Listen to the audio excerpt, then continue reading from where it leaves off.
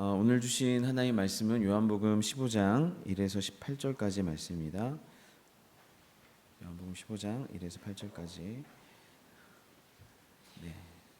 저 한 절 여러분 한 절 교독하시겠습니다. 나는 참 포도나무요 내 아버지는 농부라. 무릇 내게 붙어있어 열매를 맺지 아니하는까지는 아버지께서 그것을 제거해 버리시고 무릇 열매를 맺는까지는 더 열매를 맺게 하여 그것을 깨끗하게 하시느니라.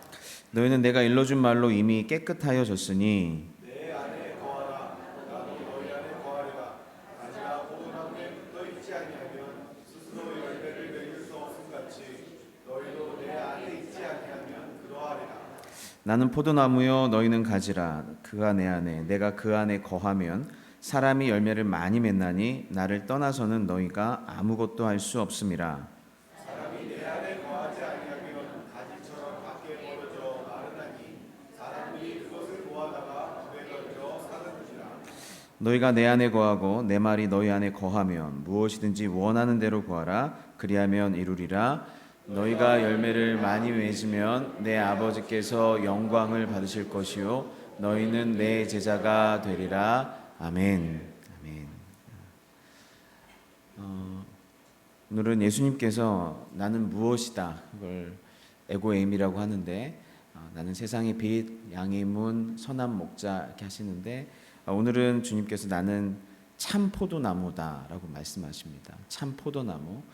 여기서 참 포도나무라고 얘기하시는 거는 앞에 참이 붙어 있다는 게 중요합니다. 그냥 포도나무가 아니라 참된 포도나무, 진짜 포도나무다라는 뜻인데 이 참에 대한 강조는 가짜 포도나무가 있다라는 의미가 있고 또 한 가지는 예수님만이 참된 포도나무이시다라는 의미도 있습니다. 그래서 예수님 외에 다른 참된 포도나무는 없다. 예수님만이 참된 포도나무고 참된 열매를 맺으시는 분이다라는 강조가 있습니다. 예레미야 2장 21절에 보면 내가 너를 순전한 참 종자 곧 귀한 포도나무로 심었거늘 내게 대하여 이방 포도나무에 악한 가지가 되면 어찌 미뇨라는 말씀이 있습니다. 여기 보시면 하나님께서 이스라엘 백성을 포도나무다라고 많이 비유를 하시는데 결국에는 들포도나무가 되고 들포도나무 열매를 맺게 되었다라는 얘기를 많이 하시는데 예레미야에서는 너는 순전한 참 종자 곧 귀한 포도나무로 주님이 심으셨대요. 따로 택하여서 주님 찾아가 주시고 말씀도 주시고 보호하시고 정말로 애지중지해서 심어놨는데 이 세상 가운데 심어놨는데 결국 포도나무로서 실패한 것도 아니고 심지어 가지가 돼버렸어요. 포도나무로서도 실패했고 이방 포도나무의 악한 가지가 됐대요. 이방 포도나무에 접붙임이 돼버렸대요.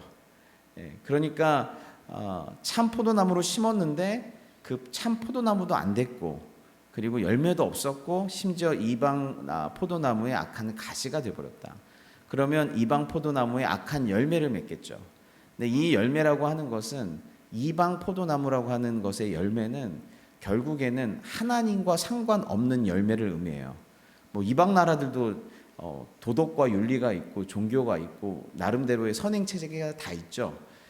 특별히 이방 나라만 막 악했다 이런 의미가 아니라 이방 나라들은 하나님의 언약, 하나님과의 관계, 그리고 하나님의 임재 이런 것과 상관없는 나라를 얘기하는 거거든요. 그런데 이방 나라들, 하나님과 상관없는 나라들이 맺는 하나님과 상관없는 열매들을 맺었다는 것이죠. 그러니까 결국에 이 말은 우리는 포도나무가 될 수 없다라는 게 결론이에요.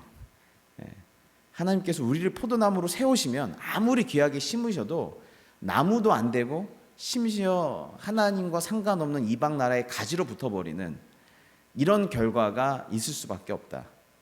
그래서 너희에게는 참 포도나무가 필요하다. 이 땅에 참 포도나무가 와서 그 참 포도나무의 가지로 접붙임을 당하는 수밖에 없다 라는 뜻이에요. 그러니까 이 말씀 안에는 이 이스라엘의 어떤 전체 역사를 포도나무로 비유하셔서 이렇게 쭉 결국에는 너희는 가지로 전락하지 않니? 그리고 이방 나무에 가지로 전락하지 않니? 그래서 내가 너희에게 참 포도나무를 보내준다. 너희가 은혜로 구원받을 수 있고 열매 맺을 수 있는 유일한 길은 이제 예수 그리스도라고 하는 참 포도나무에 접붙임을 당하는 수밖에 없다라고 얘기를 하시는 줄 믿습니다. 예, 이제 우리가 이제 나무가 되려고 하면 안 돼요. 이제 내가 주체가 되려고 해서도 안 되고 나무가 되려고 해서 안 돼요. 결국 누군가 다른 주체에 붙어버려요. 다른 주체에.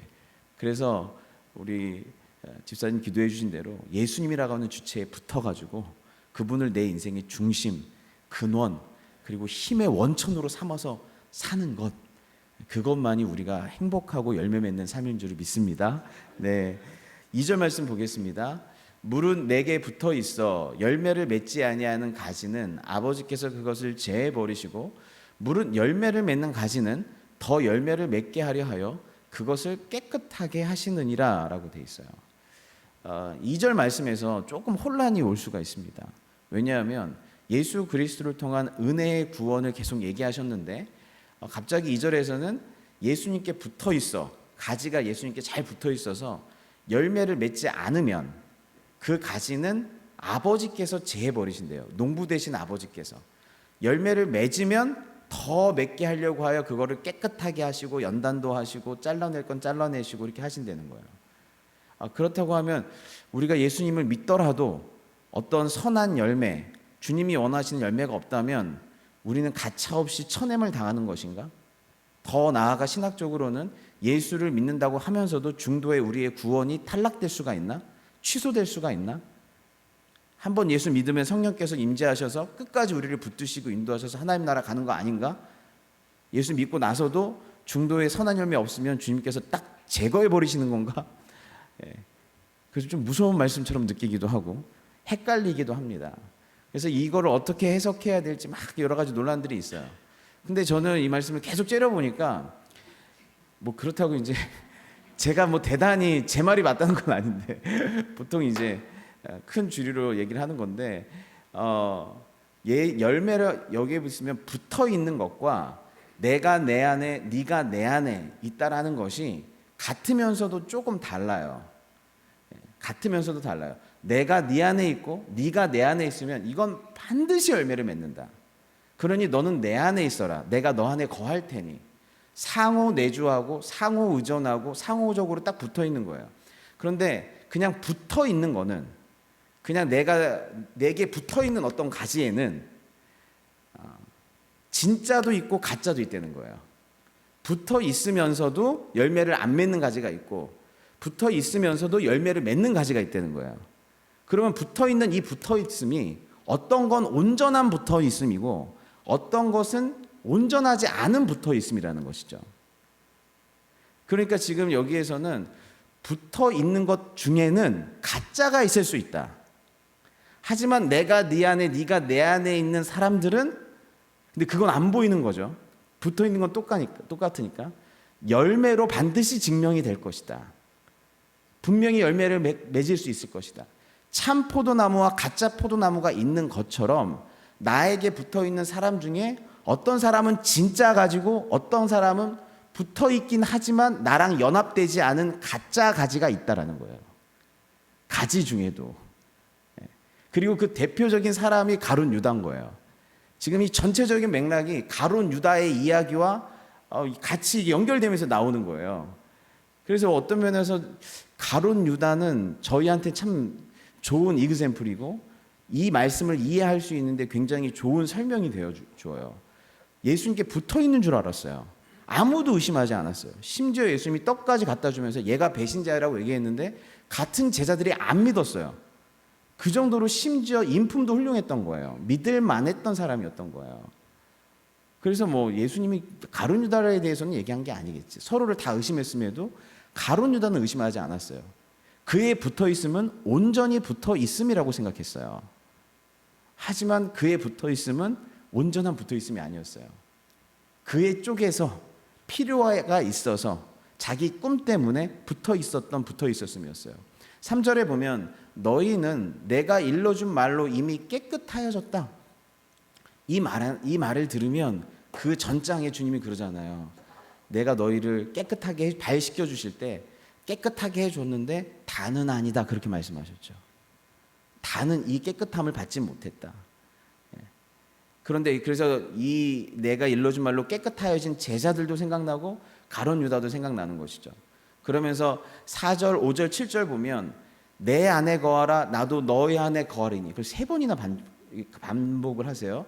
내 안에 거하라 나도 너희 안에 거하리라. 가지가 포도나무에 붙어있지 아니하면 스스로 열매를 맺을 수 없음 같이 너희도 내 안에 있지 아니하면 그러하리라. 붙어있긴 붙어있어야 되는데 내 안에 거해야 되고 내가 너희 안에 거해야 돼요.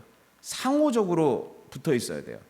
나는 포도나무에 너희는 가지라. 그가 내 안에 내가 그 안에 거하면 사람이 열매를 많이 만나니 나를 떠나서는 너희가 아무것도 할 수 없습니다. 너희가 내 안에 거하고 내 말이 너희 안에 거하면 무엇이든지 원하는 대로 구하라. 그리하면 이루리라. 붙어 있으면 진짜도 있고 가짜도 있을 수 있지만 진짜 붙어 있는다는 건 어떤 의미냐? 내가 네 안에 거해야 되고 네가 내 안에 거해야 되고 내 말이 네 안에 거해야 되고 또 그러므로 내가 네 안에 거해야 되고. 주님은 사랑과 우리를 향한 사랑, 언약적 사랑으로 우리 안에 우리를 붙드시고요. 우리는 믿음을 통해서 주님을 내 안에 모시는 거예요. 믿음이라는 걸 통해서 주님과 연합되는 거예요. 예수 그리스도를 믿음으로. 그래서 주님이 우리를 사랑하셔서 우리를 붙드시고 우리는 믿음으로 말미암아 주님을 내 안에 모시는 것이죠. 그런데 그렇게 내 안에 모실 때 우리가 주님을 어떻게 모시나요? 주변으로 모시나요? 아니요, 그렇지 않아요. 주님이 내 안에 거하시려면 주님이 내 안에서 주인으로 왕으로 하나님으로 모시는 거예요. 가룟 유다는 주님께 붙어 있긴 붙어 있었어요. 근데 우리가 지난주 수요일에 저희가 얘기했던 대로 가룟 유다가 어떻게 주님께 붙어 있었는지 나오죠. 그것들이 이제 어떻게 붙어 있는지를 이해할 수 있는 구절이 마태복음 7장인데 이와 같이 좋은 나무마다 아름다운 열매를 맺고 못된 나무가 나쁜 열매를 맺나니 좋은 나무가 나쁜 열매를 맺을 수 없고 못된 나무가 아름다운 열매를 맺을 수 없느니라. 아름다운 열매예요. 이 아름다운이라는 단어는 항상 관계적 단어예요. 아름다운 관계 속에서 뭔가 조화와 균형과 이런 거거든요. 아름다운 열매를 맺지 아니하는 나무마다 찢겨 불에 던져지느니라. 이러므로 그들의 열매로 그들을 알리라 그랬어요. 그럼 그들의 열매가 뭘까? 그럼 21절에 나더러 주여 주여 하는 자마다 다 천국에 들어갈 것이 아니요 다만 하늘에 계신 내 아버지의 뜻대로 행하는 자라야 들어가리라. 열매로 알 수 있다라고 얘기했는데 그리고 나서 21절에 이렇게 나오는 거예요. 주여 주여. 그러면서 그날에 많은 사람이 나더러 이르되 주여 주여 우리가 주의 이름으로 선지자 노릇하며 주의 이름으로 귀신을 쫓아내며 주의 이름으로 많은 권능을 행하지 아니하였나이까 하리니 그때에 내가 그들에게 밝히 말하되 내가 너희를 도무지 알지 못하니 불법을 행하는 자들아 내게서 떠나가라 하리니. 이 말씀이 액면 그대로 읽으면 너무 이해가 잘 안 돼요. 주님의 이름으로 이렇게 놀라운 일을 행했는데 어떻게 주님이 모른다고 하시지? 주님과 상관없다라고 말씀하시지? 근데 가룟 유다를 생각하고 이 말씀을 읽어보면 이 말씀이 너무너무 잘 이해가 돼요. 여기 보시면 가룟 유다는 주님의 이름으로 선지자 노릇을 했고 주님의 이름으로 귀신을 쫓아냈고 주님의 이름으로 많은 권능을 행했어요. 주님께서 제자로 가서 하나님 나라를 전파해라 전도 여행을 시켜주셨어요. 그때 귀신도 쫓아냈고요. 주님의 이름으로 많은 권능도 행했고요. 그리고 선지자 노릇도 했어요. 하나님 나라가 가까이 왔다고. 그렇다고 하면 그의 행위 자체가 뭐가 문제가 있었던 게 아니에요. 그렇다면 뭐가 문제였던 거예요? 주여 주여의 문제가 있었던 거예요. 지금 주여 주여만 거의 한 7번 나오는 것 같아요. 그 전부터 주여 주여 하는 자마다 주여 주여 주의 이름으로 이렇게 다 돼 있어요. 주의 이름으로. 그렇다고 하면 가룟 유다는 주님의 이름으로 당신이 주님입니다라고 고백은 했지만 이 고백 안에 문제가 있었다는 거예요. 즉 실제로 말은 주여 주여라고 했지만 실제로 가룟 유다의 주인은 주님이 아니셨다는 거예요. 우리가 지난 수요 예배 때 같이 나눴던 것처럼 가룟 유다는 주님보다 뭐가 더 앞섰어요? 자기의 꿈과 신념과 비전이 더 앞서 있었어요. 가룟 유다는. 그리고 주님의 음성을 듣는 것보다, 목자의 음성을 듣는 것보다 마귀의 음성에 더 귀를 기울였어요. 마귀가 네 꿈이 옳다라고 했거든요. 그리고 마지막까지 가룟 유다는 모든 것에 주인의식을 가지고 주인 노릇을 했어요. 이스라엘의 운명이 나에게 달렸다. 예수의 운명도 나에게 달렸다. 내 생명도 나에게 달렸다. 그래서 마지막에 자기 생명을 자기가 끊어버려요. 생명의 주인도 자기라고 생각을 해버려요. 그러니까 결국 가룟 유다는 주여 주여라고 얘기하면서 그런 많은 권능을 행했지만 실제로 가룟 유다의 주인은 예수님이 아니었어요. 실제로 가룟 유다의 주인은 내 꿈을 위해서 예수님이 필요했고 내 비전을 위해서 예수님이 필요했던 거예요. 마찬가지로 우리도 주님을 주여 주여라고 부르면서도 얼마든지 주님이 주인이 아닐 수 있다는 거예요. 그렇다면 내가 네 안에 거할 수 없는 거예요. 왜냐하면 예수 그리스도를 영접한다는 건 예수 그리스도를 주라 시인하는 거거든요. 주님으로 영접하는 거거든요.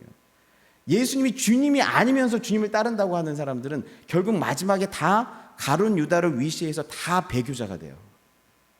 내 꿈이 좌절되고 내 욕망이 좌절되고 내 자존심이 뭉개지고 예수 믿는 것 때문에 핍박이 오고 어려움이 오면 다 떨어져 나가버려요. 왜냐하면 예수님을 주인으로서 영접하지 않았기 때문에 그래요. 그래서 여기 보시면 내 아버지의 뜻대로 행한다라고 하면 그 내 아버지의 뜻이 뭔지를 요한복음에서 아주 복음적으로 얘기해줘요. 내 아버지의 뜻은 뭐라고 그래요? 착한 일을 행하는 거다 이런 게 아니죠. 지금 예수님을 주님으로 믿는 거예요. 아들을 보고 믿는 자마다 영생을 얻는 이것이. 아들을 보고 믿는 자마다 영생을 얻으려면 아들을 주님으로 믿어야 돼요. 하나님으로 믿어야 돼요. 나의 구원자로 믿어야 돼요. 나의 왕으로 믿어야 되는 줄 믿습니다. 예수님이 나의 하나님, 나의 구원자, 나의 왕으로 믿어야 되는데 여전히 내가 내 인생의 주인이요, 내가 내 인생을 다스리는 왕이요, 내가 예배받고자 하는 하나님이면 그것을 위해서 예수님이 필요한 거라면 결국에는 다 나가 떨어지는 거예요. 예수님이 나의 하나님, 나의 주인, 나의 왕으로서 주님께서 내 안에 계시는 것. 그러면 주님이 주인이 된 포도나무로서 주인이 된 포도나무의 열매가 맺히는 거예요. 내 열매가 아니에요. 포도나무의 열매가 맺히는 거예요. 주님의 것이 맺히는 거예요. 그래서 이 포도나무 비유에서 제일 중요한 것 중에 하나는 내가 주님 안에, 주님이 내 안에. 그러기 위해서는 주님이 나의 하나님으로, 나의 주인으로, 나의 왕으로 영접되어야 되는지 믿습니다. 그래서 같이 연결돼야 돼요. 같이 연결돼야 돼요. 그리고 또 한 가지는 이 내가 네 안에, 네가 내 안에라고 하는 이 단어 자체가 내가 네 안에 거하겠다라고 하는 단어인데 성전의 언어예요. 그런데 이게 굉장히 친밀한 교제의 언어예요. 내가 네 안에 거하겠다. 네가 내 안에 거해라. 이것만큼 그 당시에 로맨틱한 말은 없었던 것 같아요. 가장 친밀한 사랑의 언어 중에 하나예요. 그래서 이 언어를 들었을 때는 주님과의 어떤 친밀한 사랑의 관계가 막 느껴져야 돼요. 볼지어다 내가 문 밖에 서서 두드리노니 누구든지 내 음성을 듣고 문을 열면 내가 그에게 들어가 그와 더불어 먹고 그는 나와 더불어 먹으리라. 이게 너무너무 놀라운 얘기인데 이 말씀이 이제 우리는 너무 많이 들어가지고 이제 그냥 큰 감동이 별로 없어요. 근데 주님이 먼저 찾아오셨다는 거죠. 먼저 찾아오셔서 심지어 닫힌 문 가운데서 문 밖에 서서 두드리신다는 거예요. 주께서 문 밖에 서서 두드리노니. 찾아오신 것도 은혜예요. 내가 뭐라고 이 땅에 아기로 오셨던 것처럼 또 나를 찾아오셨던 것도 은혜예요. 그리고 나서 내가 문을 열면 한두 번 두드리시는 것도 아니에요. 일생에 걸쳐 두드리시는 분도 있어요. 문을 열면 주님께서 들어와 나는 그와 더불어 먹고 그는 나와 더불어 먹으리라. 예. 우리 같이 한번 언제 식사 한번 합시다. 뭐 그런 얘기 할 때 우리 언제 한번 맞짱 뜹시다. 뭐 이런 뜻으로 한 사람이 있나요? 예. 한번 밥 먹고 맞짱 한번 뜹시다. 한번 밥 먹고 머리채 한번 잡읍시다. 하는 사람 있나요? 한번 따져봅시다. 누가 옳은지. 그러면 밥 먹자고 안 하죠. 예. 어디서 나와? 어디로 나와? 이러죠. 밥 먹자는 얘기는 야 그런 거 다 내려놓고 우리 좀 인간 대 인간으로 한번 마음과 마음을 터놓고 우리 좀 서로 좀 교제하자. 뭐 그렇게 중요하냐? 밥 먹자는 얘기는요. 우리 진짜 교제하자는 얘기예요.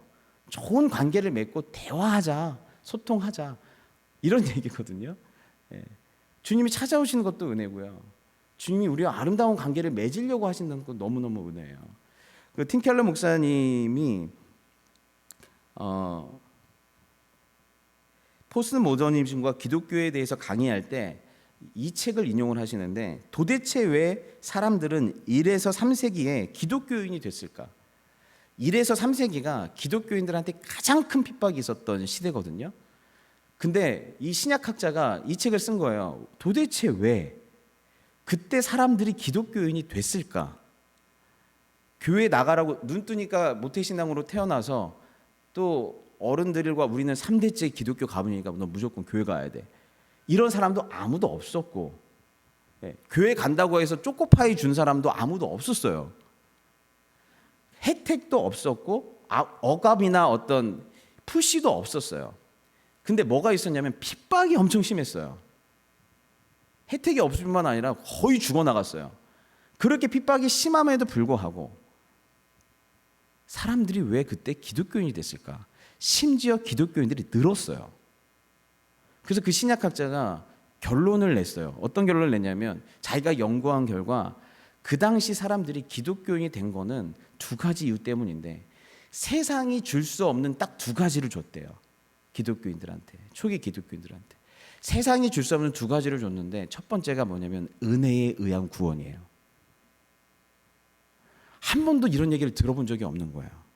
신은 무섭고 높고 신에겐 빌어야 되고 착한 일을 잘해서 율법 그 종교마다 갖고 있는 율법을 잘 행하고 제물을 드리고 의식을 행해서 신을 감동시켜 가지고 어떻게 해서 뭐라도 조금 호의를 얻어내는 건데 오직 은혜, 오직 예수 그리스도의 공로, 오직 예수 그리스도의 무조건적인 사랑, 그것을 믿으면, 이 믿음이라는 게 뭐예요? 받아들이면이에요. 되게 쉬운 언어예요. 하나님이 주신 선물을 받아들이면, 근데 끝까지 안 받으면 내게 안 되는 거죠. 받아들이면 구원을 받는다는 거예요. 어떤 자격과 조건이 없이, 어떤 신분의 조건, 성취의 조건, 경건의 조건이 없이 나를 있는 모습 그대로 받아주시겠다는 거예요. 어떻게 이럴 수 있지? 나 같은 사람을, 나같이 부족한 사람을, 나같이 아무것도 별 볼일 없는 사람을 오직 은혜로 나를 사랑해 주셔서 받아주신다고? 또 두 번째 이유가 뭐냐면 사랑의 관계예요. 한 번도 신과 사랑의 관계를 맺는다는 개념이 없었대요. 그런데 그 신이 우리에게 찾아왔고 우리를 위해서 죽었는데 그냥 끝난 것이 아니라 이제 성령으로 오셔서 평생 나와 함께 하시며 나와 교제하기를 원하신다? 나와 사랑의 관계를 맺기를 원하신다? 어떻게 그럴 수 있지? 근데 그분을 만나고 그분을 예배하고 그분을 영접해 보니 그게 실제인 거예요. 기도할 때 임재가 일어나는 거예요. 주님이 기도를 들으시는 거예요. 하나님의 사랑이 느껴지는 거예요. 성령 안에서. 내가 이렇게 주님과 주님 앞에 사랑을 받은 것뿐만 아니라 지금도 주님과 사랑의 관계에 있다라고 하는 자체가 예수 그리스도의 사랑으로 말미암아 그 어떤 시련도 넉넉히 이기느니라. 도저히 그 사랑의 관계를 끊어낼 수가 없더라는 거예요. 본인 쪽에서도 한 번도 이런 사랑을 경험해 본 적이 없는 거예요. 예. 좁은 문으로 들어가라. 멸망으로 인도하는 문은 크고 그 길이 넓어 그리로 들어가는 자가 많고 생명으로 인도하는 문은 좁고 길이 협착하여 찾는 자가 적음이라. 거짓 선지자들은 삼가라. 양의 옷을 입고 너희에게 나오나 속에는 노략질하는 일이라. 그들의 열매로 그들을 알지니 가시나무에서 포도를 또는 엉겅퀴에서 무화과를 따겠느냐. 무슨 뜻이냐면 거짓 선지자들은 아무리 좋은 얘기를 하더라도 열매로 그들을 알 거예요. 무엇을 절대로 못 맺어요? 사랑의 열매는 못 맺어요. 주님이 내 안에, 내가 주님 안에 있다는 건 주님이 먼저 나에게 찾아오신 은혜가 있었고 우리에게 문을 두드리세요. 십자가에서 보혈을 흘리시고 부활하셔서 다시 사신 그 손으로, 우리를 위해서 모든 걸 이루신 그 손으로 문을 두드리세요. 먼저 찾아오세요. 성령 안에서 예수님이 영접이 되면 주님과 사랑의 관계를 맺어요. 내가 네 안에, 네가 내 안에 사랑의 관계를 맺으면 그 사랑의 관계 속에서 맺는 열매는 어떤 열매일까요? 여러 가지겠지만 한마디로 사랑의 열매예요.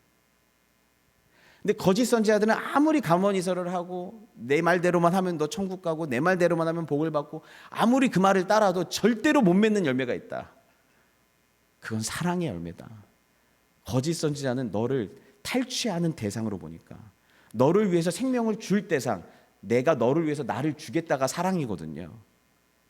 어떻게 하면 너를 통해서 윈윈하거나 내가 이득 볼까? 그건 계산이거든요. 거기에는 하나님 사랑이 없거든요. 그 계산 안에는 열매가 없거든요. 주님이 내 안에, 내가 주 안에 거하면 이로써 내가 처음으로 이런 무조건적인 사랑을 받고 용납을 받고 은혜를 받음으로 나도 받은 그 사랑과 은혜로 말미암아 누군가에게 비슷한 종류의 사랑을 해내는 사람이 되기 시작하는 거예요. 나도 이런 사랑을 하고 싶다. 나도 누군가에게 먼저 찾아가고 싶다. 나도 먼저 은혜를 베풀고 싶다. 옛날에는 일도 손해 안 봐요. 얼마나 계산이 빠른지요. 근데 지금은 오히려 손해보고 싶어요.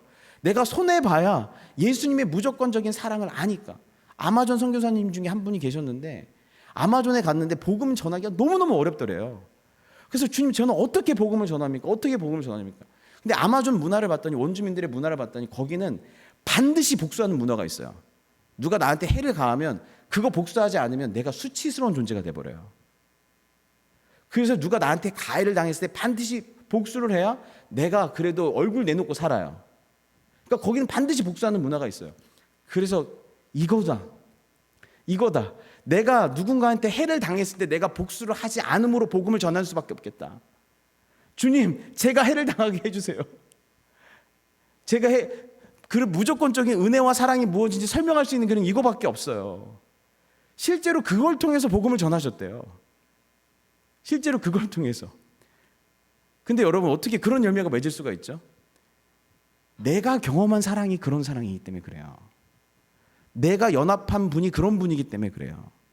주님이 맺으시려고 하는 열매가 사랑의 열매이기 때문에 그래요. 주님이 우리에게 주인이 되시면 그때부터 뭐가 시작되냐면, 주님의 왕노릇이라는 건 뭐냐면 이제 참 사랑을 시작하시겠다는 거예요. 온전한 관계에서 내가 이제 드디어 너를 컨트롤할 수 있게 됐구나. 이게 아니에요. 내가 너를 사랑으로 다스리고 싶다. 너랑 사랑의 교제 가운데로 들어가고 싶다. 나는 하나님이고 너는 내 백성인데, 내가 너의 남편인데, 내가 너의 포도나무인데, 내가 너와 온전한 사랑의 관계로 들어가고 싶다. 그래서 결국 사랑의 열매로 내 인생의 주인이 누군지, 내 포도나무가 누군지, 내가 누구에게 접해 있는지 알게 되는 줄 믿습니다. 그래서 저와 여러분 모두가 그런 사랑의 열매를 맺어갔으면 좋겠습니다. 네, 같이 기도하겠습니다.